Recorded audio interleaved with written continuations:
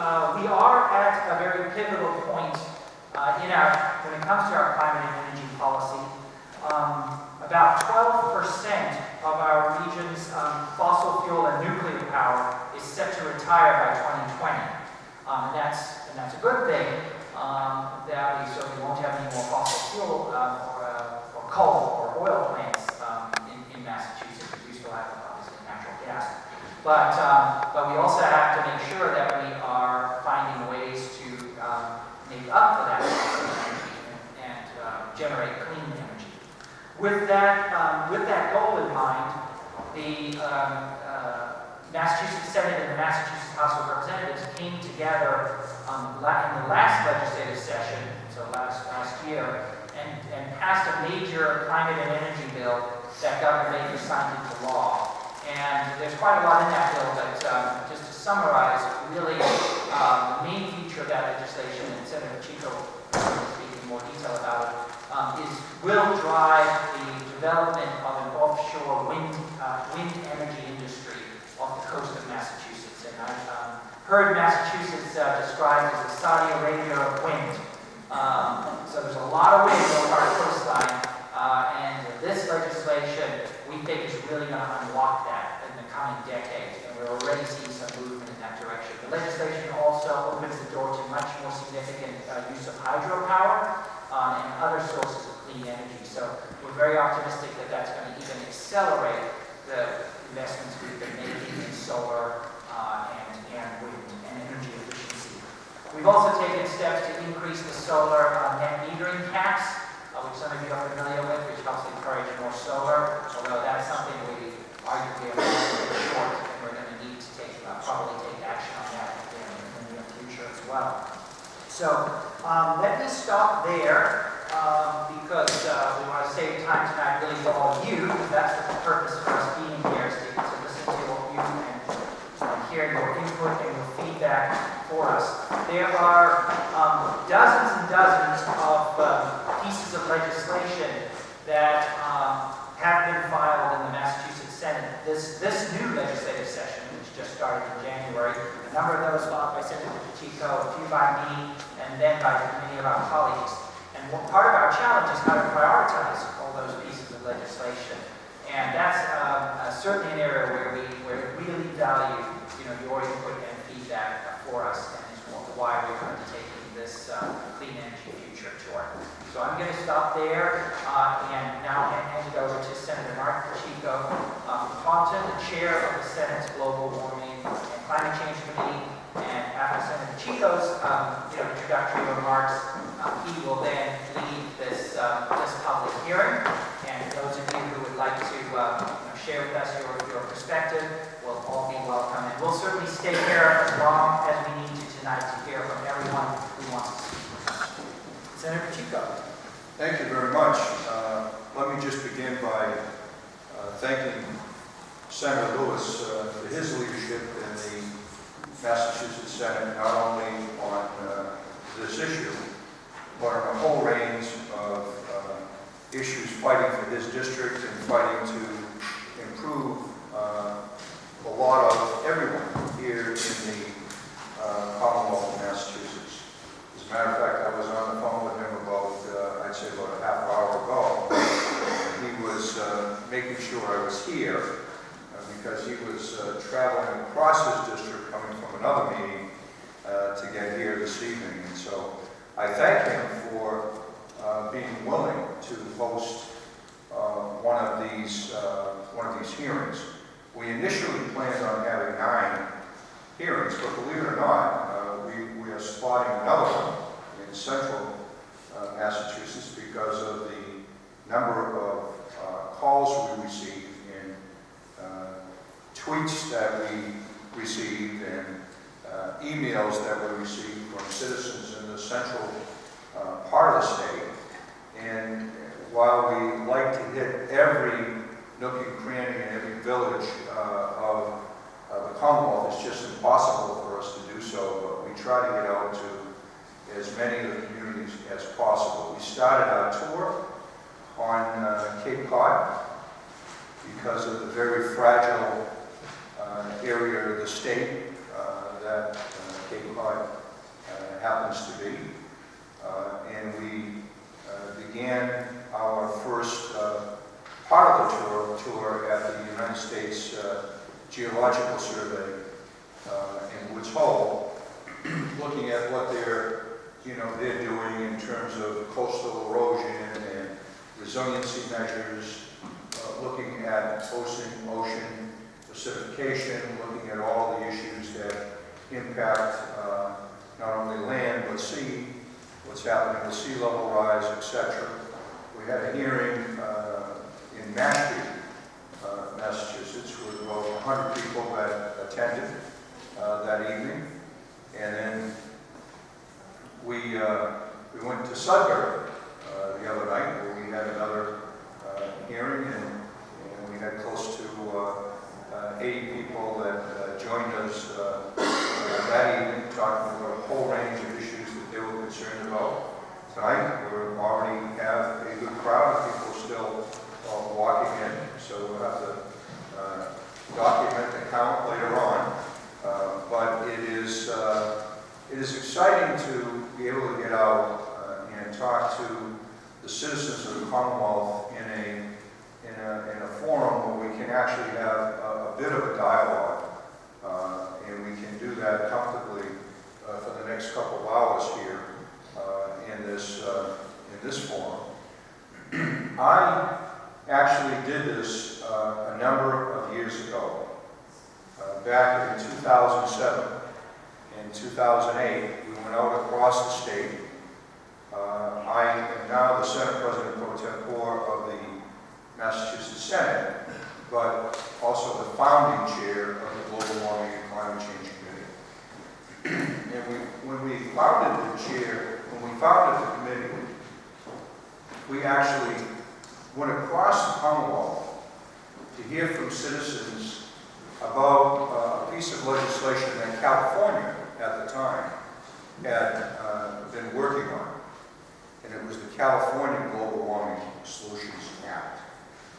And we proudly lifted that bill from California, and we tried to improve upon it. And we went out and we listened to testimony from citizens all across the Commonwealth. And because we built that grassroots support all across the Commonwealth, and through that tour back then, we actually began to educate the general public via the press that took place the next day and several days later after each one of our meetings across the Commonwealth. And we began to build support in the Massachusetts legislature for passage of the Global Warming Solutions Act. Now, that act has been on the books since 2008. It's upheld. It's been upheld by the Supreme Court of the Commonwealth, thankfully. And it is the law that we must, it's no longer goals, they're requirements in our statute to lower greenhouse gas emissions 25% below the 1990 levels by 2020 and 80% below those levels by 2050. Those are the goals in the short term and the long term. They're requirements. I keep saying goals, but they're requirements in the law. We are seeking this year, and some people have mentioned this in their testimony thus far, to make sure we also have requirements for 2030 and 2040, and that we ensure in statute that we eliminate the sunset provision. Because one of the compromises we made in passing the bill is that it would sunset, and it sunsets in 2020, is it, Kyle? This is Kyle Murray, by the way, who's legal counsel in my office, and Serena Tracy is in the back of the hall. She does my communications, and so we're working to make sure, again this year, this time around, that this piece of legislation, the Global Warming Solutions Act, that we insist that we get to those requirements.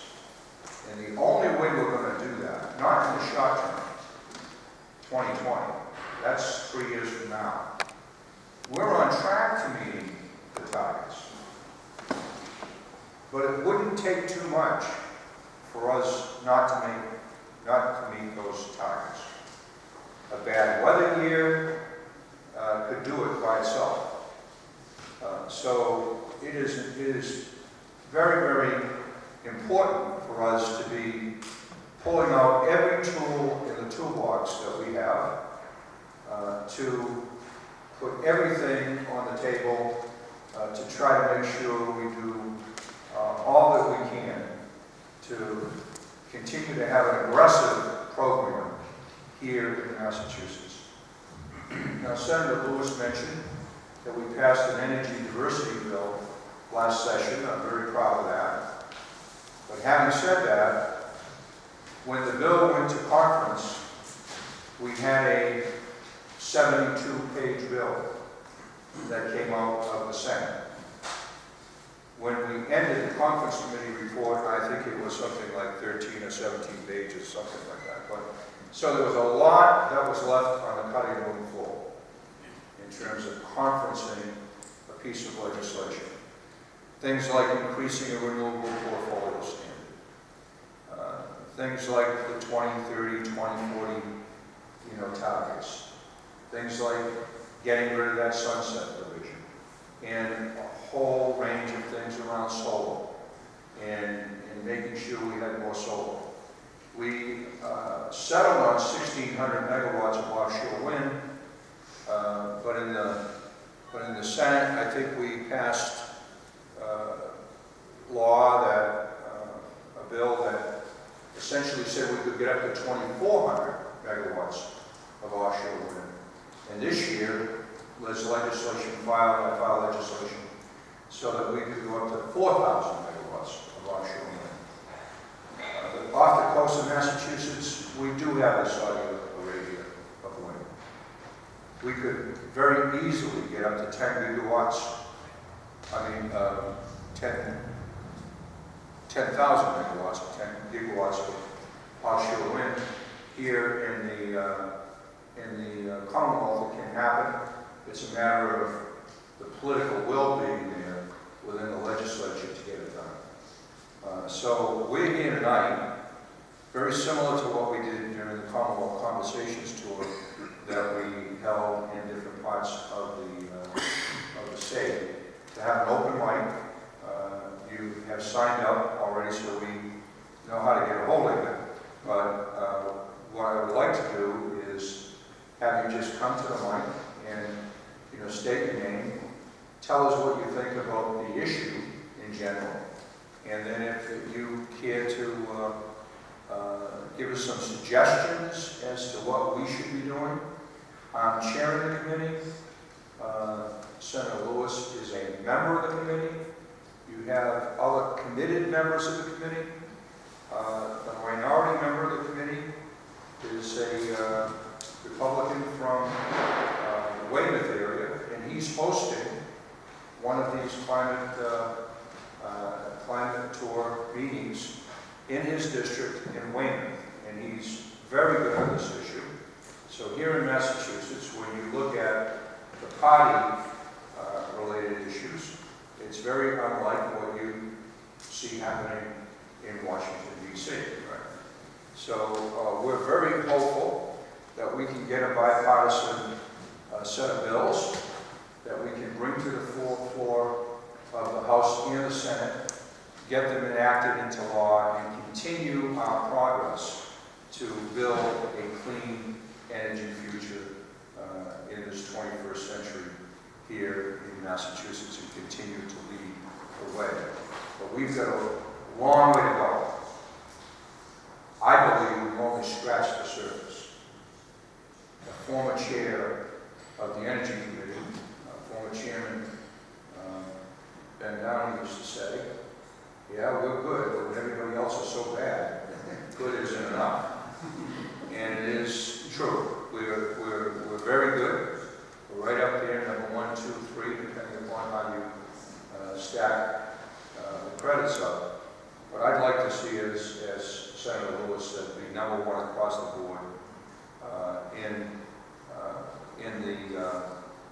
in the country, not just from an environmental perspective, not just from a national security perspective, and make no mistake about it, this is a national security issue, but also from an economic development perspective.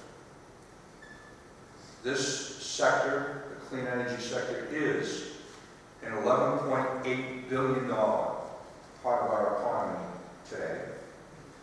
Over 6,700 small businesses have been created in the Commonwealth as a result of what we have done by passing the suite of legislation that we passed a few years ago. If we could make that much progress in less than 10 years, can you imagine what we can be doing over the next 10 years, especially with offshore wind on the horizon? So let us begin. I'm going to turn the floor over to you, turn the mic over to you. Please come to the microphone and begin the process. And maybe, I hate to pick on people, but maybe just to start off, if you want to have ELM, just give a little overview and just state your name and tell us what you think we ought to be doing. Thank you, Mr. Chairman. Is this on? Here. So, Ken Pruitt, I'm the Executive Director of the Environmental League of Massachusetts, based in Boston. Been around since 1898. And climate and energy are issues that we are heavily engaged in. I also am a resident of Winchester, so happy to come over and be part of this today. Mr. Chairman, I want to thank you for your leadership on climate and energy issues. You really have been out front in the Senate, and we appreciate everything you've done, continue to do, and we're standing right behind you with you. And Senator Lewis, I want to thank you for your leadership as well on climate and energy issues, the environment, and as the Chairman said, so many other issues in the district. I think everything you said is exactly right. I think it is true that we are among the top states in the nation on environmental issues, on climate and energy issues, but it is true that much of the rest of the nation is so far below where they should be that we aren't where we should be. I would highlight a couple of things. One is that it seems to me that some of the more conservative business interests and electric utilities in the state seem to have an outsized influence, which is troubling because they seem to make the economic argument against clean energy, when, as you said, the clean energy sector is in fact the fastest growing sector in Massachusetts, employing over 100,000 people. So any kind of argument that investing in clean energy is somehow a drag on the Massachusetts economy is exactly that. It's the fastest growing part of the economy. And I would hope that those here tonight and others throughout the state would in fact speak up loudly and back your efforts to increase renewable energy in the Commonwealth. I'm glad you mentioned offshore wind. That's an issue that we've worked on with the National Wildlife Federation. We are the state affiliate of NWF. As you mentioned, there's easily 10,000 megawatts of offshore wind potential off the coast of Massachusetts. Only 1,600 megawatts have been approved so far. We're hoping to get that built as fast as possible. Costs are coming down very quickly in offshore wind. Some people have heard of Cape Wind and they think that offshore wind is Cape Wind. In fact, Cape Wind appears to be out of the picture. This new wind energy area is quite a bit larger.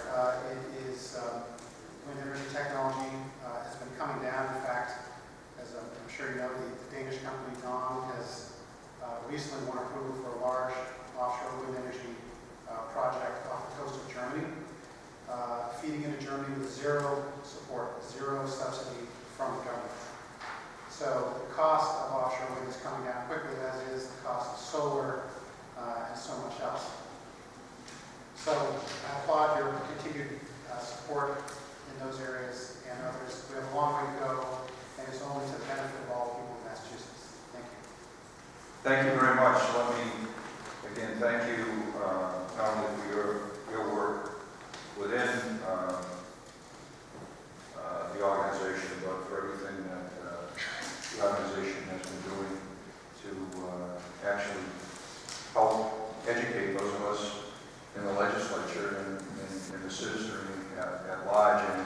coordinating with so many other environmental organizations that the League works with. So I want to thank you very much. You mentioned Dawn Henry, and just for the audience, Dawn, the original name stood for Danish Oil and Natural Gas. And they made a decision years ago to change their business model because their gas spigot was tied all the way back to Russia. And they knew that they didn't want to, from a national security perspective, they wanted to look for another way to be independent. And so they have been very aggressive in the wind energy sector, as are a number of the other offshore wind companies that will be bidding on the procurement, hopefully. And hopefully the residents here in Massachusetts will be the beneficiaries of the work that they have done and pioneered in other parts of the world. So thank you for bringing that up. Stephen Assow from, was it Assow or from Lawrence? Right.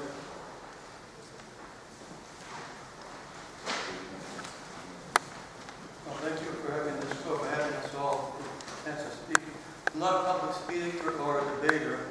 I come from Lawrence. I'm a former respiratory therapist and a former Vietnam combat medic. And in Lawrence, we have new water meters.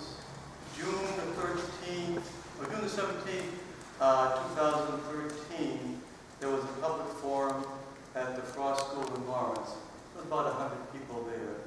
It was put together by the Department of Public Works, and they had the city engineer was there, Mr. Fazio, and there were representatives from the Woodard and Curran who were working with the water department, Mr. Pena and Mr. Rivard.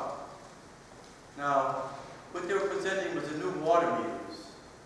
And what they didn't tell the public that the new water meters use RF radiation. They didn't tell the public that the new water meters were smart meters. When they were asked directly several times, were they smart meters, either they didn't know or they wouldn't say. I can never be sure, but I have my own thoughts on the matter. And I feel the public had a right to know what was being imposed on them. And why I use the word imposed, there were 3 different notices that went out to the public, and they were all mandate notices that these new water meters had to be installed. I received all the notices because I've always refused to have the meter, and I still have refused to have the meter. All the notices were mandates. None of the notices mentioned that these meters used RF radiation. None of these notices said they were smart meters. The 3rd notice I received was September 13, 2013. This was almost 3 full months after the forum at the Frost School about these new water meters. And still this notice did not mention any opt-out. None of the notices did not mention that the meters were RF radiation meters, and did not mention the meters were smart meters. Well, the public has a right to know this. I've spoken before, but I'm not a speaker. I wrote many articles in the Tribune, but I'm not a writer. I don't get hardly any feedback because maybe I'm just not in the right spot. I don't know. But I'm a concerned citizen. People need to know what is the truth. And finally, the director of the department in the exact date, 2014, acknowledged that the meters were RF radiation smart meters. This is after, at that point, there were thousands of meters already set up, and the public not knowing what they were getting. I did a small survey in my own neighborhood. They didn't know they were smart meters. They didn't know they were RF radiation meters. People were not informed, and people should know. I'm going to go a little further here. The big concern I have is for children. And this is from the International EMF Scientist Appeal. This is an appeal was done May 22nd, 2015. It went to essentially Ban Ki-moon, Secretary General of the United Nations, I'm not pronouncing his name properly, not, and the Honorable Dr. Margaret Chan, Director General of the World Health Organization. I'm just going to take a small part of it. And what they're talking about is EMF, electromechanical fields, electromagnetic fields, and amongst that is RF radiation. That is specific to EMF fields. I'm going to jump into this here. And this is their concern. They're talking about cellular stress, cancer risk. A lot of research going on, but why I'm focusing on children is this. It takes longer to show up in children possible problems. And I'm quoting right from the full report, which I have in my hands here. It says, these findings justify our appeal to the United Nations and all member states of the world to encourage the World Health Organization to exert strong leadership in fostering the development of more protective EMF guidelines, encouraging precautionary measures, and educating the public about health risks, particularly risk to children and fetal development. By not taking action, the World Health Organization is failing to fulfill its role as a preeminent international public health agency. I have that and other information. Like I say, I'm not a speaker and I'm not a debater. I don't pretend to be, but I do feel that people in Lawrence were deceived. I feel that the DPW, the Department of Public Works Department, was running itself almost like a dictatorship. They were not really talking to the people about what they were really doing. And the main beneficiary of this is Census. That's the company that puts in these meters. And I think it's disgusting that the people were really not informed of what's going on. And that's what I have to say.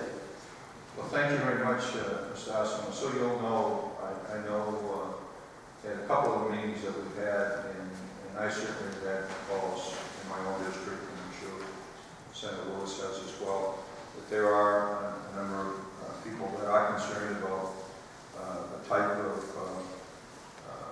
meters you're talking about that are used in a whole range of different ways. Cities and towns right now can,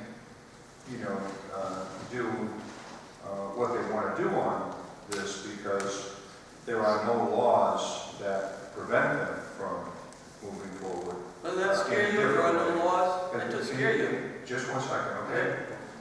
But there are bills that are filed to mandate opt-out provisions so that citizens would be aware, just like you referenced.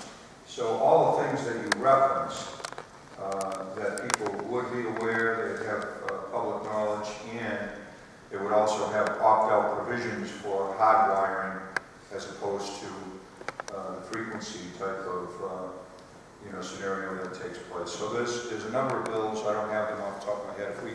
If we can find them as the hearing is going on, I will let you know about it.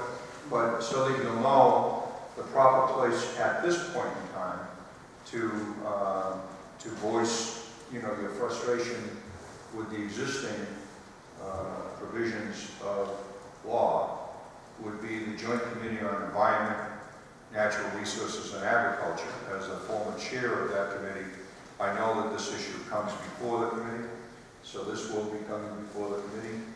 And also the committee that deals with local related issues with regional and municipalities in terms of governance structure is another committee that may deal with it. But if you want to follow up either with Senator Lewis or my office, we'll be able to get you some more information on it. What's very sobering is the RF radiation to the public, it's invisible, makes no sound. So the public is unaware how often they are being RF radiated and how much RF radiation is being used. That's not right. That's not right. Okay, thank you very much. Thank you. Thank you for testimony. I can't think of the first name. Ellen. Oh, sorry, I was going for the name before. That's why I couldn't make it out. Ellen Katz. Did you want to speak, Ellen? Yeah, I'm here. I think I had a question. Yeah, you had a Must have. question, so I wasn't sure. But we'd love to hear from you.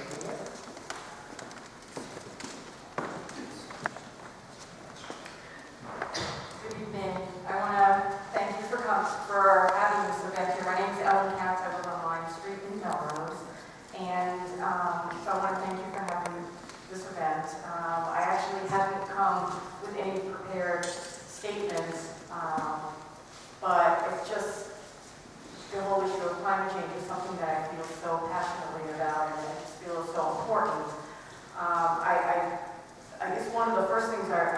want to say is that I kind of feel, I'm not sure, but I sort of have this feeling that there may have been a lower level of publicity about this particular event in Melrose. I'm not sure, but having been very active in multiple committees in Melrose, the Energy Commission, the Sustainable Melrose, the Pedestrian and Bicycle Advisory Committee, I just want to assure you that the number of residents in Melrose who feel really strongly and are really concerned about the fate of the planet and the climate is very strong. So not to take the empty seats here as any sign of lack of concern.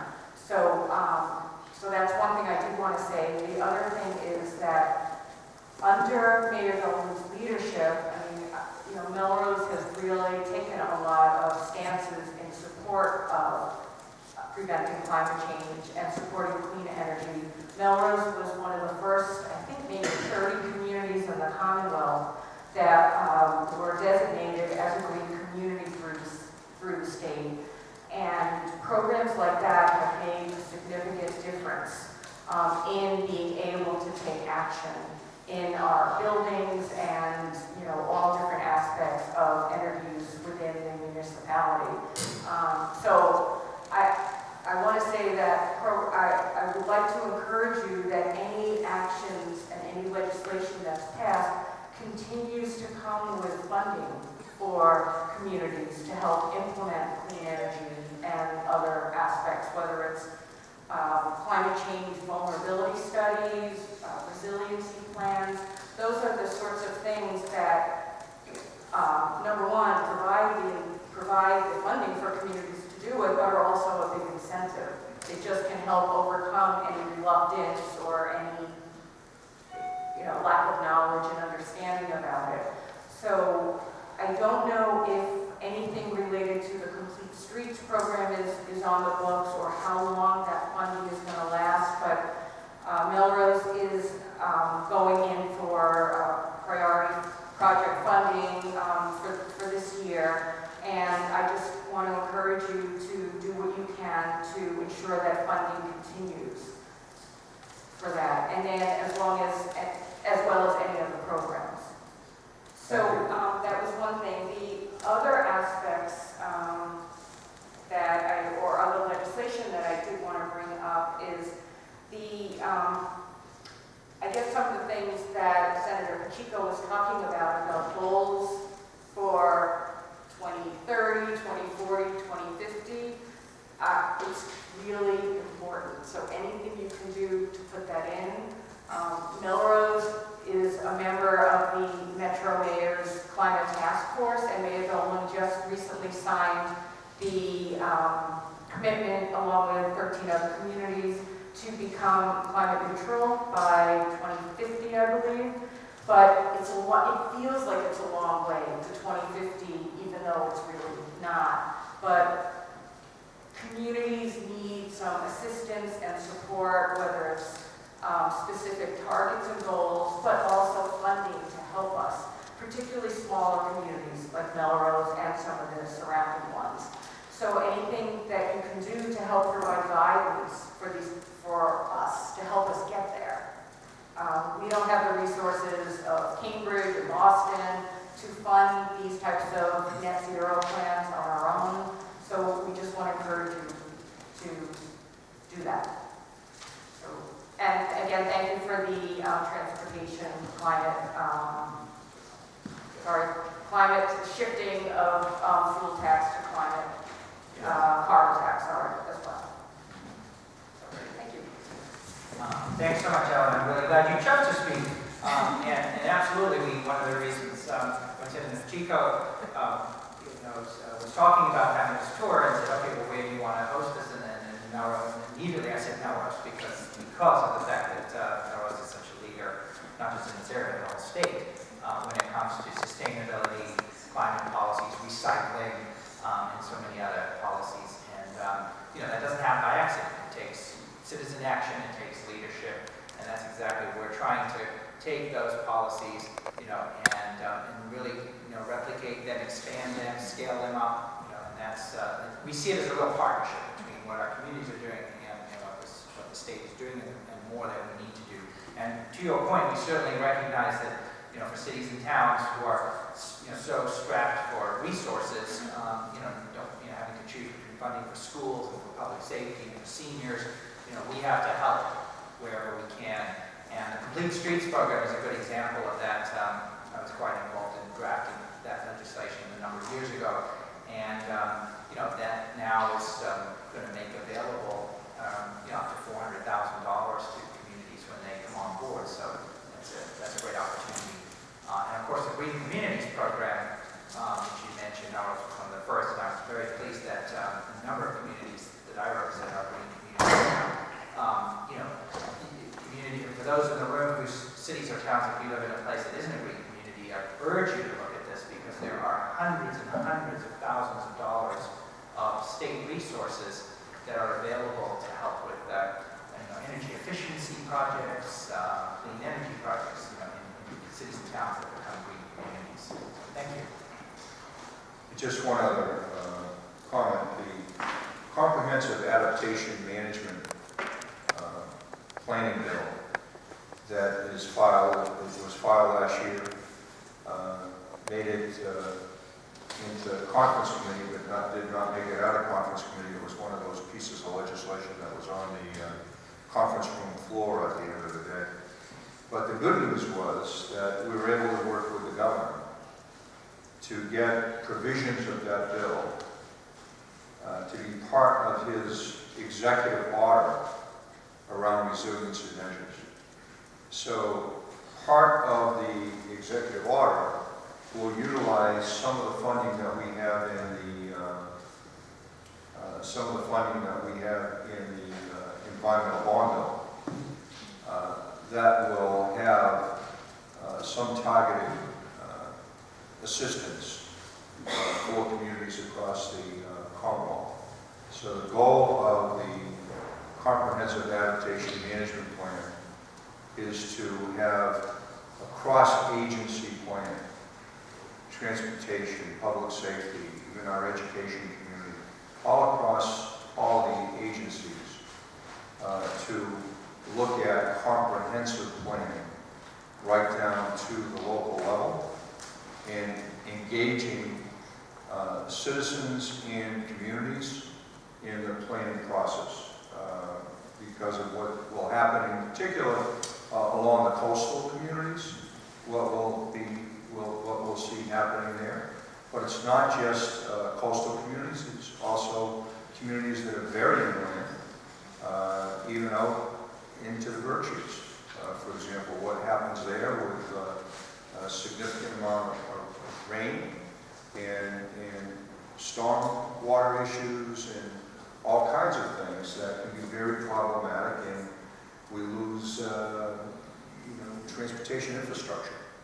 And it happens in particular in extreme weather events, and if we don't plan for that, then we will be spending more money at the end of the day if we don't do the proper planning.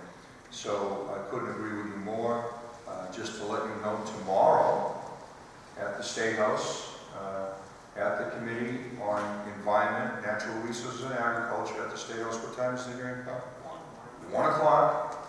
There's a hearing, so anybody that can make it to the hearing, that bill's up before the Environmental Committee to be heard. And their action on that bill would be very important because we'd like to see them move that bill out early in the session so we can get it over to the Senate and get it over to the House and see if we can't get that enacted into law, because the executive orders are fine, but the executive order did not encompass the entire language that's in the bill, and it's not codified in state law. So it would go on from governor to governor. That's not what happened. It's good that we're starting to head in that direction. The Secretary of Energy and Environmental Affairs and his staff is actually working on getting all of this planning going on, but we really want it to be part of the law. So that happens tomorrow at 1. Craig Foley, Melrose. Yep. Good evening. Good evening. I'm a resident of Melrose. I was a private resident of Melrose. Thanks so much for offering this forum tonight. I'm also a real estate agent, real estate educator, and sustainable real estate consultant. One of the bills that ended up on the cutting room for the omnibus bill last year was Senator Downing's bill to mandate home energy scores at the time of sale. I'm one of the few realtors that were for that bill Boy, we need your voice to be loud. So I'm not representing Massachusetts Association of Realtors tonight, believe me, when I say this. But their opposition to the bill, you know, there are some aspects of the opposition to the bill that they had that were legitimate. Some that they were throwing in the kitchen sink of the bill. But one of the things that I worry about, and I hear from, so I do a lot of real estate education throughout New England, and I teach realtors out on the island, the high performance home class and solar PV that we educate Massachusetts real estate agents with. One of the fears that they had about that bill was it takes 3 months for them to get a home energy assessor out to the islands. And you can imagine if you're needing a home energy assessment with some kind of score, label, rating on the home by the time a buyer is making an offer on a property, that time frame could really hold back the transaction. So I think that's a legitimate concern with that bill. One of the things I'm wondering about, and I wish I had thought of this last session, as a way to maybe bridge the gap between what probably many of us want in this room, which is, and what many buyers in the real estate market want, which is more